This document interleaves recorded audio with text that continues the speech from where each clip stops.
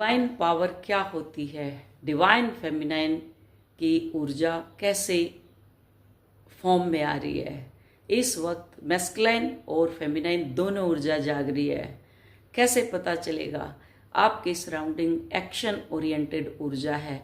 कल एक वीडियो मुंबई की एक लेडी वायरल हुई, आपने देखा। एक पेशेंस जिसको बोलते हैं, एक उसका हर चीज जो सब्र का बांध जब टूट जाता है तो तब क्या होता है, वो अपनी फॉर्म में आती है और फॉर्म में आने के बाद वो किसी को भी नहीं देखती, कोई भी हो चाहे। एक और है जयपुर की, काफ़ी टाइम से ये वीडियो बना रही हैं। मेरे को नहीं पता ही ITN बाबा की शादी हुई कि नहीं हुई, ना मैं जानना चाहती, ना मैं देखना चाहती, ना मैं पूछना चाहती, क्योंकि यहाँ सब धर्म गुरु बने हुए हैं और सब अपने अपने मठ बनाने को तैयार बैठे हुए हैं। क्लियर? तो जो ये जयपुर की हैं, एक नाम मुझे नहीं मालूम इनका, बट मेरे पास इनकी वीडियो जैसे ही मैं फेसबुक ओपन करती हूँ इनकी वीडियो आ जाती हैं, जो मुझे बहुत इंस्पायर करती हैं। ये अकेली लेडी हैं जो हर राजनीति के ऊपर बोलती हैं और स्पिरिचुअलिटी के ऊपर बोलती है और अंधविश्वास को तोड़ रही है, टोटल फॉर्म में आई हुई है। इसको बोलते हैं डिवाइन फेमिनाइन ऊर्जा जो जागृत होती है। असली आकर्षण क्या होता है वो फेमिनाइन एनर्जी का, वो आपको ये सब आपके सराउंडिंग देखने को मिलेगा। जब ये शक्ति जागृत होती है, आपको किसी गुरु घंटाल की ज़रूरत नहीं पड़ती कि आप किसी के मठ में जाएं, किसी के पैरों में पड़े। ये जो जन्म मिला है आपको, ये आज़ाद होने के लिए मिला है, ना कि गुलाम होने के लिए मिला।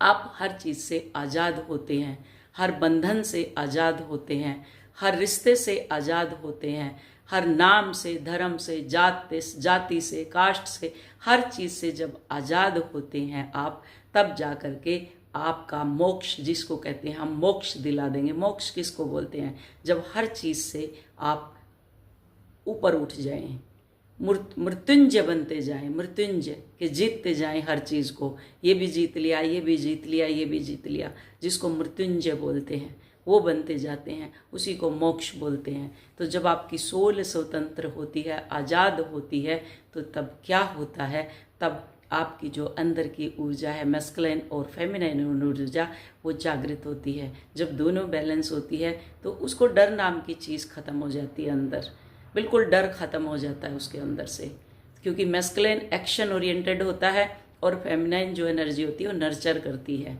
तो ये दो लेडी आपके लिए उदाहरण है।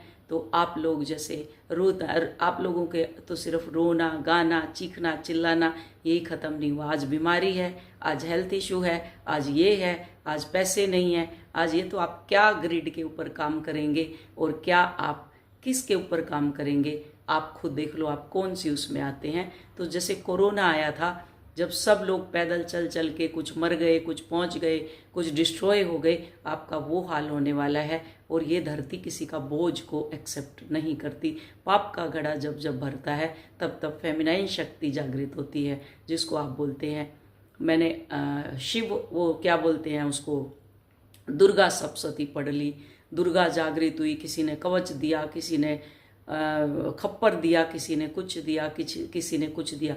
तो ये कोई बाहर से प्रकट नहीं होगी, आपके अंदर से ही वो शक्ति प्रकट होती है।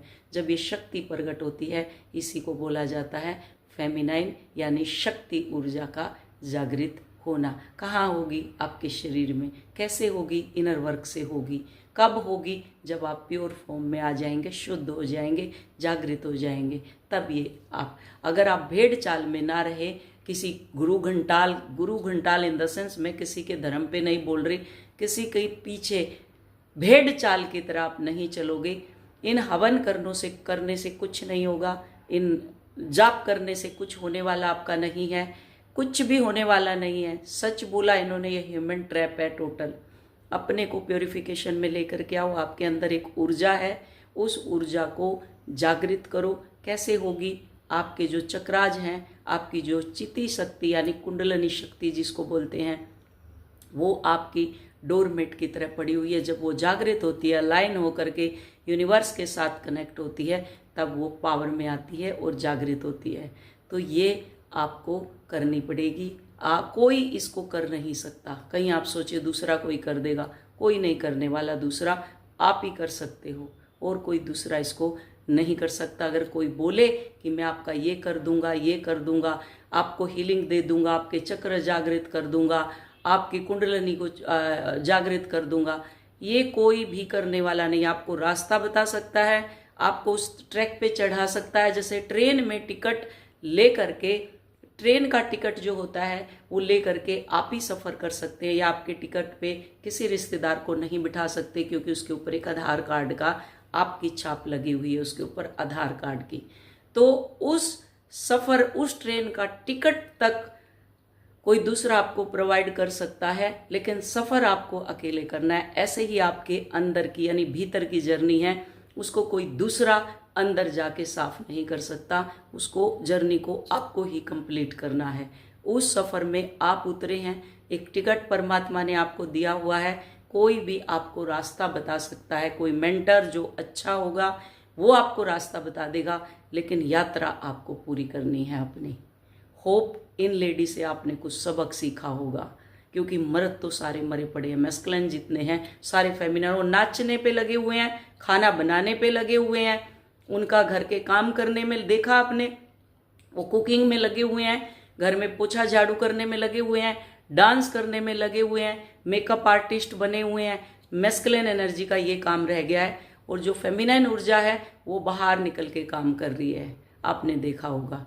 तो दोनों में डिफरेंस देख लो। जब आदमी मीन्स मैस्कुलिन एनर्जी जब ऐसी परिस्थिति में आ जाती है, तब फेमिनाइन अपना हाथ में वो लेती है कि एक भार जो होता है पूरा का पूरा, कि एक पूरे उसका घर का जिसको भार बोलते वो अपने कंधों पे उठाती है, अपने हाथ में लेती है, बीड़ा उठाती है कि इससे बाहर निकलना ट्रैप से। तो ये फेमिनाइन एनर्जी आजकल काम कर रही है। मैस्कुलाइन तो सब चूड़ी पहन के बैठे हुए हैं, घुंघरू बजा रहे हैं, पैरों में डाल के कमर को मटका रहे हैं, सब नचनिया बने हुए हैं। मैं फंस चुके हो, आप विश्व गुरु नहीं, आप पूरे विश्व के चेले बनने के लिए जा रहे हो। आज मैं बहुत अच्छे से आपको डीकोड रियल फैक्ट्स बताऊंगी, मैं प्रेमानंद जी के आइडियोलॉजी को क्यों नहीं पसंद करती हूँ। नाम जप का ये चल रहा है ना कि सारे दिन नाम जप करो, या काम करते वक्त करो, या खाली बैठे हो तब करो। और इन लोगों का जो एक ये तर्क है ना कि नाम जप करने से दिमाग में कोई विचार नहीं आते, बस यही सबसे बड़ा ट्रैप है, विचार नहीं आना। क्योंकि जो आपके दूसरे देश है ना आप पर कब्जा करना चाहते हैं, आपको कमजोर करना चाहते हैं। उन्होंने कहा इस देश की कमजोरी क्या है, बोले धर्म के लिए पागल है। बोले और पागल करो, ऐसा पागल करो कि सारे दिन उसमें लगे रहें, क्योंकि ये लोग बुद्धिमान बहुत हैं। इनको अगर सोचने का समय मिल गया ना तो ये पता नहीं क्या क्या कर जाएंगे। तो इनकी सोचने ही ना कुछ ऐसा काम करो कि इनकी सोचने की क्षमता को ही खत्म कर दो। तो उसके लिए लाया गया ये नाम जप। अब इसमें क्या हो रहा है कि आपकी सृजनात्मकता, क्रिएटिविटी, रचनात्मकता, वैज्ञानिक आविष्कार सब खत्म हो गया। आपको सोचने का मौका ही नहीं मिल रहा। आप तो बस ये सोच रहे हो कि सर्वोपरि नाम जप है, अपना काम कर लिया, बस सोचो ही मत। तो देश में आविष्कार कैसे होंगे भाई, देश में चीजें कैसी होंगी? जब आप किसी चीज पर विचार करोगे, सोचने का समय दोगे ना, तभी तो चीजों का आविष्कार होगा। तो अब वो बाहर के देश क्या कर रहे हैं, वो तो करेंगे आविष्कार, आपको लगा दिया इसमें, और सारे आविष्कार करके आपके ऊपर थोपेंगे। ये जो काम किया जा रहा है पूरी पीआर टीम के तहत काम किया जा रहा है, जिसमें सेलिब्रिटी भी शामिल है, राजनेता भी शामिल है। पूरा सोशल मीडिया भक्ति से भर चुका है, और असल में वो क्या है, भक्ति नहीं है, वो एक ट्रैप है आप लोगों को गुमराह करने के लिए, आप लोगों को एक चीज में बिजी रखने के लिए, ताकि आपको फिर से गुलाम बनाया जा सके। हर बार यही हुआ है, गुलाम पहले भी धर्म था, फिर गुलाम बने। तो इसलिए मैं इस आइडियोलॉजी को पसंद नहीं करती हूँ। दूसरा ये है कि जो कहते हैं कि पढ़ाई लिखाई से कुछ नहीं होता, 8 करोड़ नाम जप करो, साक्षात जिनको चाहते हो भगवान प्रकट हो जाएंगे। जब मैं भक्ति में पागल थी ना, तो 8 करोड़ तो क्या पता नहीं कितने करोड़ कर लिए हैं, कुछ नहीं होता, भाटा बुद्धि हो जाती है।